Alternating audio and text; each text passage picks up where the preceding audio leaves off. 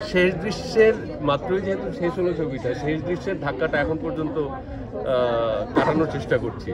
একটা বেশ বড় ধাক্কা আছে শেষ দৃশ্যে। আচ্ছা, ব্যাকগ্রাউন্ড মিউজিক নিয়ে কি কিছু বলবেন? খুব সুন্দর ব্যাকগ্রাউন্ড মিউজিক, লোকেশন। আমি প্রত্যেকটা জায়গায় সোফাকে জিজ্ঞেস করছিলাম যে এটা কোথায়, ওটা কোথায়, মানিকগঞ্জে আর কোথায় কোথায় শ্যুট করেছে। Location, performance, screen play, music, background,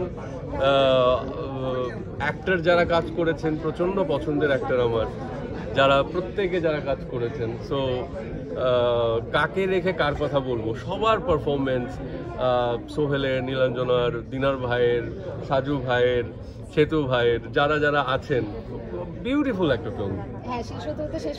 সেটার সাথে একটু মানে আলাদা বোনাস ছিল সুবর্ণাপার গলাটা।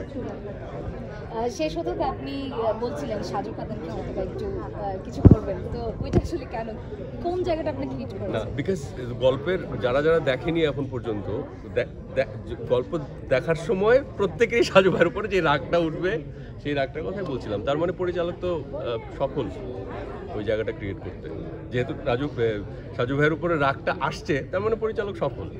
আচ্ছা, বাংলাদেশে তো ইদানিংকালে এরকম সাইকোলজিক্যাল ড্রামা, মানে এই বিগত 2 বছরের কথা যদি আমি বলি, তার মধ্যে সিনেমাটা একদমই আলাদা, মানে এইরকম সিনেমা দেখা যায় না। তো আপনার কি মনে হয় যে বাংলাদেশের এই সিনেমার হাত ধরেই কি বিশ্বমানের সাইকোলজিক্যাল ড্রামার দিকে আগাচ্ছে? এটা আমার কাছে একটু আসলে, আমি খুব ছোট্ট করে এত কমপ্লেক্স প্রশ্নের উত্তর আমি দিতে পারি না। এই যে এই ছবির হাত ধরে, ওই ছবির হাত ধরে, হাত পা ধরা বাদ দিয়ে দেন আপনারা। অনেক সুন্দর সুন্দর ছবি হচ্ছে, কাজ হচ্ছে, সেটা থিয়েটারে হোক, সেটা ওটিটিতে হোক।